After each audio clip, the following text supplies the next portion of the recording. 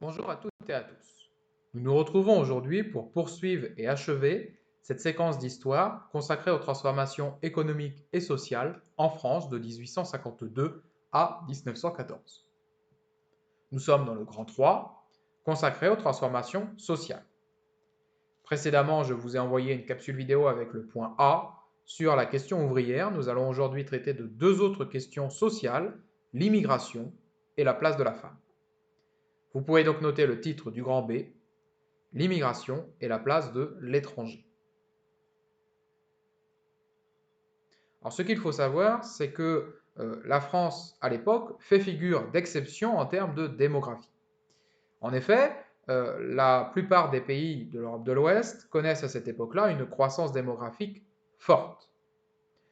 Pourquoi? Vous avez un phénomène qui a lieu en Europe de l'Ouest au XIXe siècle qui s'appelle la transition démographique, qui est une notion que normalement vous avez travaillée en seconde.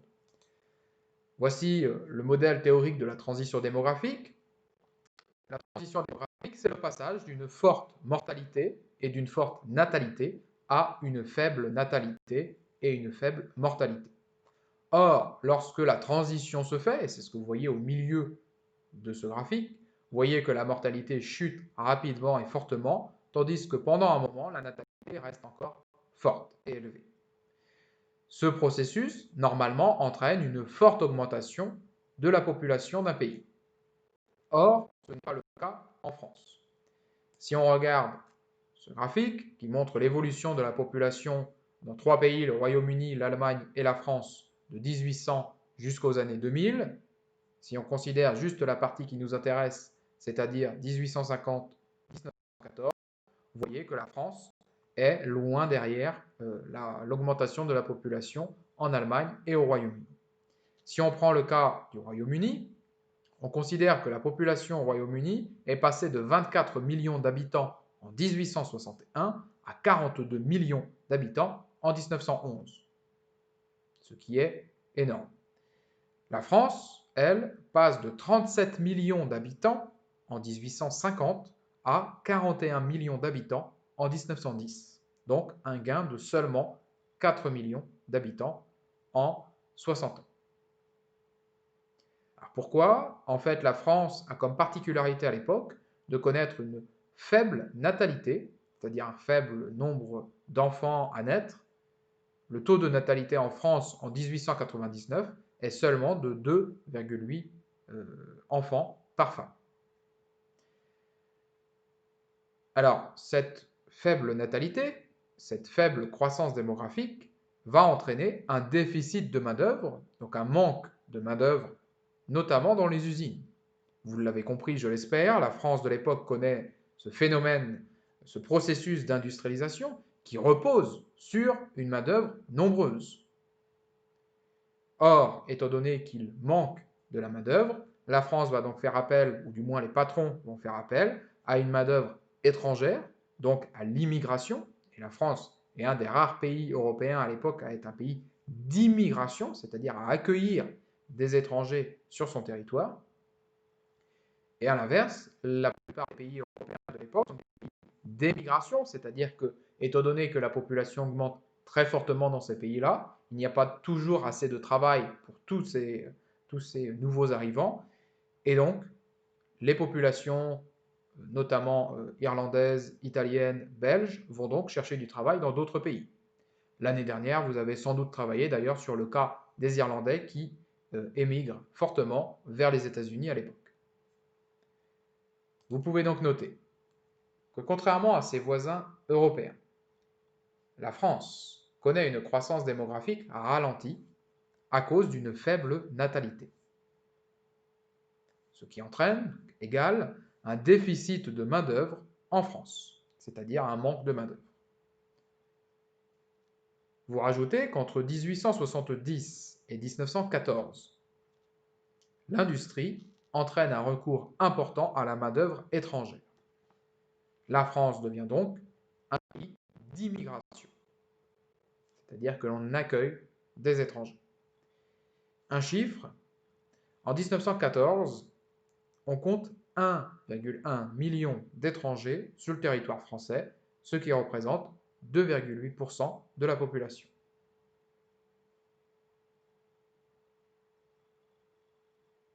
Alors, d'où viennent ces travailleurs étrangers? L'origine même de ces travailleurs a évolué sur la période. Si on prend la période qui va de 1866 à 1890 environ, on voit qu'on a principalement des travailleurs belges qui arrivent sur le territoire français. Et cette tendance va petit à petit diminuer, et à l'inverse, on va avoir davantage de travailleurs italiens qui vont venir sur le territoire français. Ce qui est marquant, que ce soit des travailleurs belges ou italiens, c'est que ce sont des travailleurs qui viennent de pays frontaliers, de pays limitrophes à chaque fois. On retrouve aussi des Espagnols, on retrouve également des Allemands, des Austro-Hongrois, quelques Britanniques, des Suisses. Et ces populations étrangères, ces travailleurs étrangers, vont bien évidemment s'installer dans les zones frontalières. Vous le voyez sur la carte à gauche, la part des étrangers dans la population est forte, et plus forte en tout cas, dans les départements les plus proches des frontières. Donc, dans le nord de la France, on trouvait principalement des travailleurs belges. Dans le sud-est, on trouvait principalement des travailleurs italiens. Vous pouvez donc noter que ces immigrés viennent principalement des pays limitrophes, Belgique, Italie, Espagne, Allemagne, et s'installent dans les zones frontalières. Ils travaillent principalement dans l'industrie, à 60%, mais aussi dans l'agriculture. En fait, ce qui se passe, c'est que l'exode rural va vider certaines campagnes qui vont donc avoir besoin de faire appel à des ouvriers agricoles venant des pays limitrophes, frontaliers. Alors, tous ces immigrés posent la question finalement de leur intégration. Comment intégrer durablement dans le temps tous ces travailleurs étrangers? Cela va se jouer notamment sur la question de la citoyenneté, de la nationalité à accorder à ces travailleurs étrangers. Jusqu'à présent, le droit du sang était le plus important, c'est-à-dire la transmission de la citoyenneté par le sang, donc par les parents. Or, et c'est le document que vous avez ici, on a une loi votée en 1889 qui instaure le droit du sol et le droit à la naturalisation. Alors, intéressons-nous d'abord à l'article 8 que vous avez à gauche. Tout Français jouira des droits civils. Sont français. Petit 1, tout individu né d'un Français en France ou à l'étranger. Donc ça, c'est le droit du sang. Petit 2, tout individu né en France de parents inconnus ou dont la nationalité est inconnue. Petit 3, tout individu né en France d'un étranger qui lui-même y est né. Petit 4, tout individu né en France d'un étranger et qui, à l'époque de sa majorité, est domicilié en France. Donc vous voyez bien que cet article 8, c'est la reconnaissance de ce droit du sol, c'est-à-dire le droit de devenir français à partir du moment où vous êtes né sur le territoire français. On a également la possibilité pour ces travailleurs étrangers d'être naturalisés, c'est-à-dire d'acquérir la nationalité, une nationalité en tout cas qu'ils ne possèdent pas à la naissance. Donc là, c'est la partie à droite, peuvent être naturalisés. Petit 1, les étrangers ayant obtenu l'autorisation de fixer leur domicile en France. Petit 2, les étrangers qui peuvent justifier d'une résidence non interrompue pendant 10 ans. Donc là, ce que l'on dit, c'est que si un travailleur étranger reste pendant 10 ans au même endroit en France, il est en droit de demander la nationalité française. L'objectif, c'est quoi? L'objectif, c'est de fixer, d'encourager ces travailleurs à rester en France, à rester travailler en France. Puisqu'il s'agit bien souvent de migration au début temporaire. Donc, par exemple, les travailleurs italiens ne venaient travailler que quelques mois, quelques années en France, avant de rentrer dans leur pays. Or, la France a un tel besoin de main-d'œuvre que l'État, la Troisième République, essaye de fixer, d'encourager ces travailleurs à rester en France. Vous pouvez donc noter qu'afin d'intégrer et encourager ces travailleurs à rester en France, la Troisième République assouplit les règles d'acquisition de la nationalité française, avec le droit du sol, c'est-à-dire le principe selon lequel une personne née dans un pays peut en obtenir la nationalité, même lorsque ses parents sont étrangers, plus la naturalisation, c'est-à-dire l'acquisition de la nationalité par un individu qui ne la possède pas à la naissance.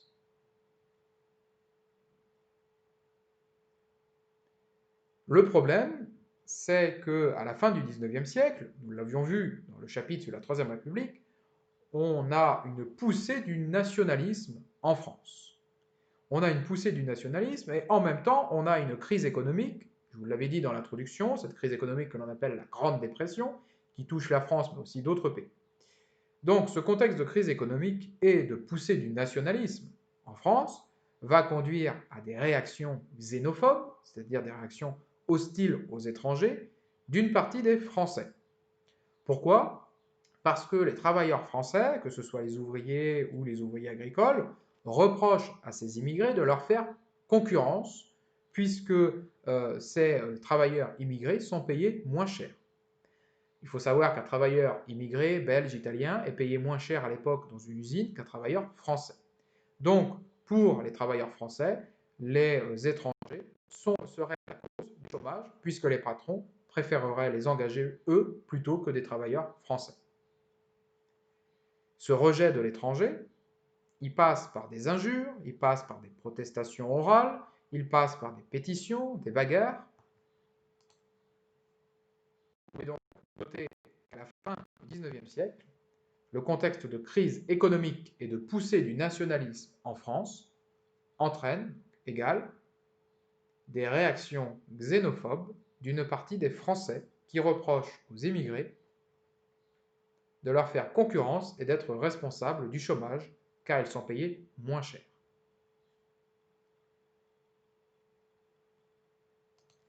Alors une trace, un témoignage, une source qui montre bien ces tensions entre travailleurs français et travailleurs étrangers en France. Vous avez ici une carte postale qui représente des cireurs napolitains, et vous avez le commentaire de l'auteur de la carte qui dit « Ces garçons sont rasants, on en rencontre partout ».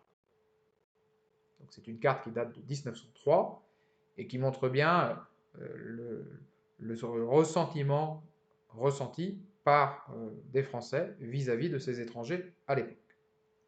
Alors ces tensions peuvent des fois aboutir sur des manifestations extrêmement violentes, sur des morts. C'est le cas, par exemple, d'un événement marquant à l'époque. C'est l'événement qui s'est déroulé à Aigues-Mortes, dans le sud de la France. Des ouvriers agricoles qui travaillaient dans le ramassage de sel ont fini par massacrer plusieurs Italiens. On a un bilan assez élevé, déjà de 8 morts officiellement, sans compter les morts des suites des blessures, puisque là on arriverait à un bilan de 17 morts. Vous pouvez donc noter cet exemple, à Aigues-Mortes, manifestation d'ouvriers agricoles, qui finit par le massacre de plusieurs Italiens, bilan 8 morts officiellement. Il faut savoir que d'ailleurs les ramasseurs de sel qui ont été à l'origine de ces morts ont été acquittés par la justice. Conclusion donc de ce point B, vous notez que la Troisième République doit faire face à la difficulté, ou à la difficile question plutôt, de l'immigration et de l'intégration des étrangers.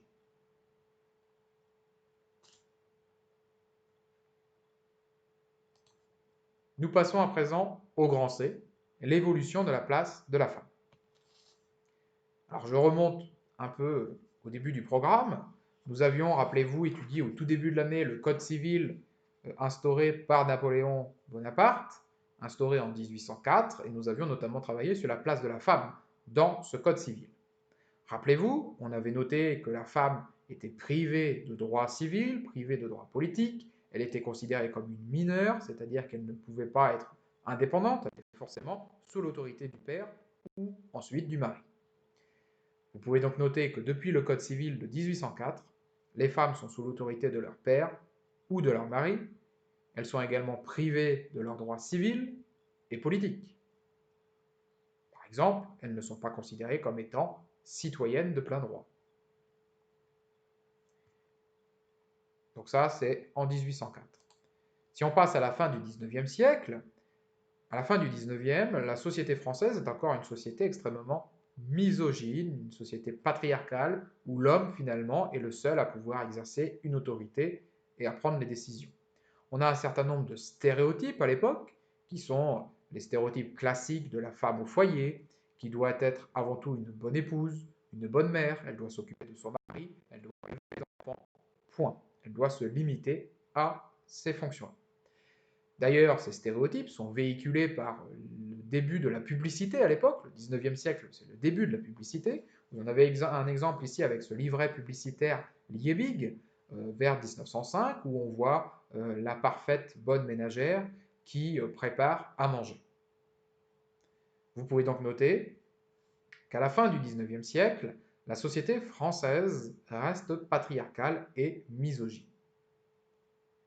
Le stéréotype de la femme au foyer, qui doit se limiter à sa fonction d'épouse et de mère, reste encore très présent.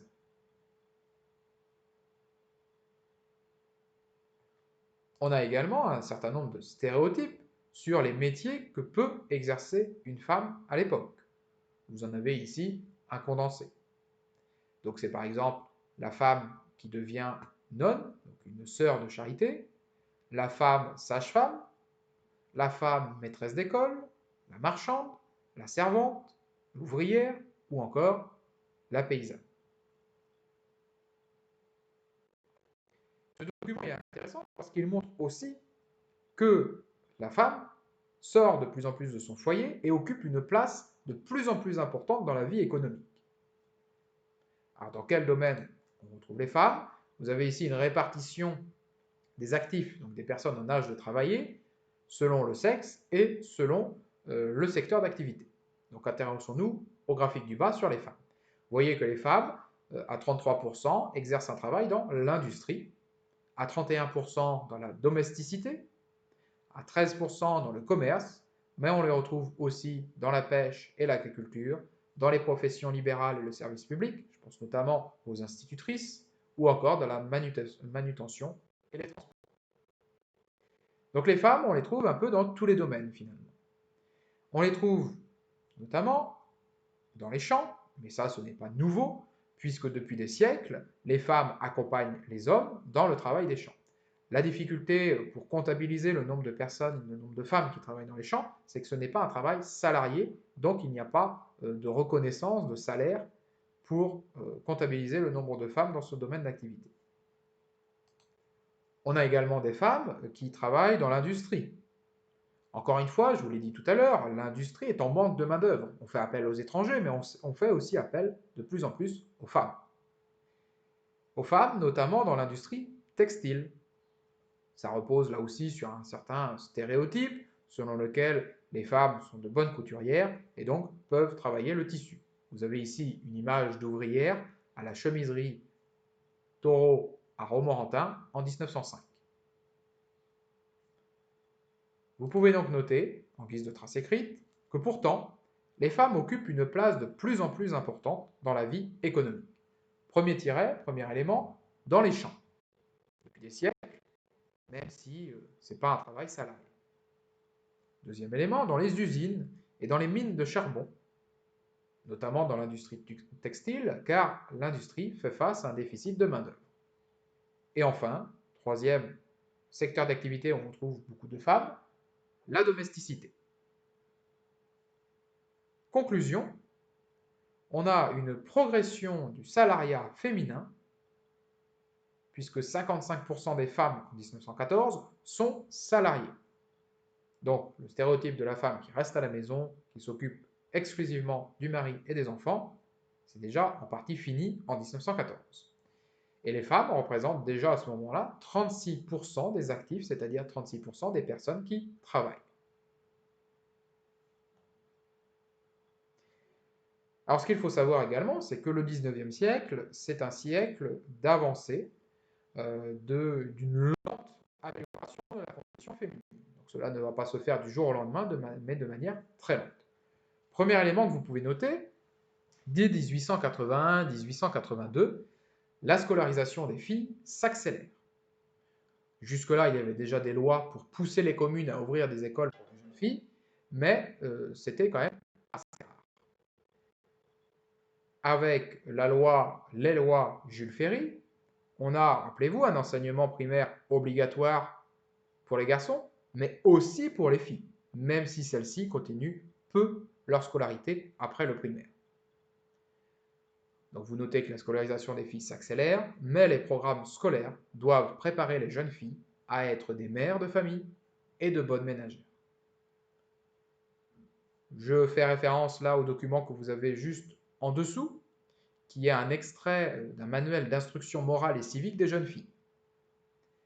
Je le lis avec vous. Ce que les hommes exigent avant tout d'une femme, c'est qu'elle ait les vertus et les dehors de la femme. La modestie dans la tenue et dans les vêtements est d'une importance bien plus grande encore. Ne pas parler trop, ne pas faire de grands gestes, ne pas accaparer l'attention des gens. Le mariage est l'acte le plus important de la vie d'une femme. Si le mari et la femme ont la mauvaise chance de ne pas tomber d'accord dans leur manière d'envisager les événements politiques, le devoir de la femme est de garder le silence sur ce point. Donc voilà l'équivalent de l'EMC finalement de l'époque. Donc vous voyez bien que certes elles ont accès à l'enseignement, à l'éducation, mais ça reste une éducation extrêmement genrée, puisque les jeunes filles n'ont pas les mêmes enseignements que les jeunes garçons de l'époque. Deuxième avancée sociale, avancée de la condition féminine, en 1907, les femmes mariées peuvent enfin disposer librement de leur salaire. Et enfin, dernière grande loi de l'époque, 1909, c'est la naissance du congé maternité de 4 semaines, mais à cette époque-là, c'est un congé qui se fera sans salaire. La fin du 19e siècle, c'est aussi l'émergence de quelques femmes pionnières dans différents domaines. Vous pouvez noter, là, certaines femmes s'affirment comme des pionnières, c'est-à-dire les premières dans leur catégorie. Par exemple, à gauche, vous avez Julie Victoire d'Aubier, qui est la première femme à obtenir le baccalauréat sous le Second Empire en 1861. Et à droite, deuxième exemple, Marie Curie, que vous connaissez sans doute, qui travaille sur la radioactivité et qui a obtenu le prix Nobel de la chimie en 1911.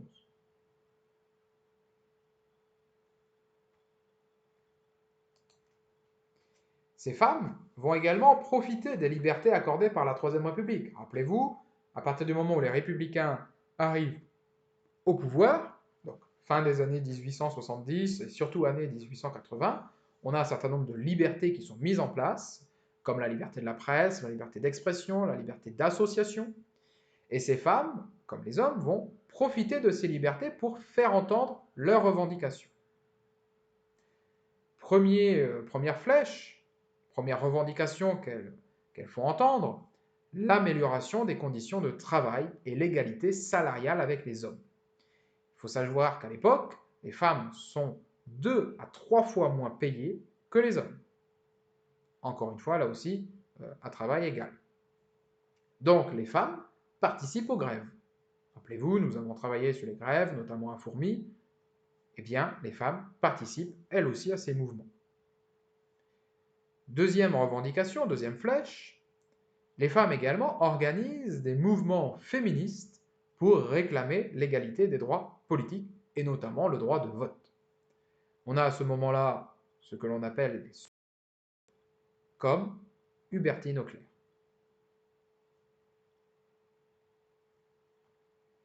Quelques illustrations justement de cela. Vous avez ici la une du Petit Journal du 17 mai 1908, où on voit justement quelques suffragettes qui débarquent dans un bureau de vote et qui vandalisent les urnes pour faire entendre leurs revendications. Pour elles, les élections ne sont pas légitimes à partir du moment où elles n'y ont pas participé.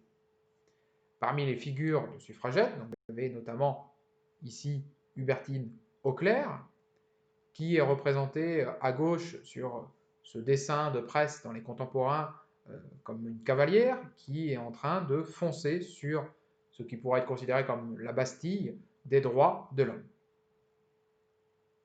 Donc voilà, la condition féminine à l'époque connaît quelques progrès, mais des progrès qui sont encore très lents. Nous passons à la conclusion du chapitre. Vous notez qu'en conclusion, la France connaît de profondes transformations économiques et sociales de 1852 à 1914. C'est l'industrialisation, le développement de nouvelles méthodes de travail, le développement des villes, la modernisation des campagnes, l'émergence de différentes questions sociales, la question ouvrière liée à la misère, la question de la place de la femme et de l'étranger. Et vous rajoutez qu'à l'aube de la Première Guerre mondiale, la France est devenue une puissance industrielle de premier plan. Les nouvelles méthodes de travail vont permettre à la France de s'engager dans la Première Guerre mondiale. Et justement, ce sujet de la Première Guerre mondiale sera l'objet de notre dernière séquence que l'on va commencer dans les jours à venir et qui sera donc le point final de ce programme de première et en même temps le point de départ du programme de terminale. Nous avons donc fini avec cette séquence. Si vous avez des questions, n'hésitez pas à me contacter. Il me reste à vous souhaiter bon courage et bonne journée à vous.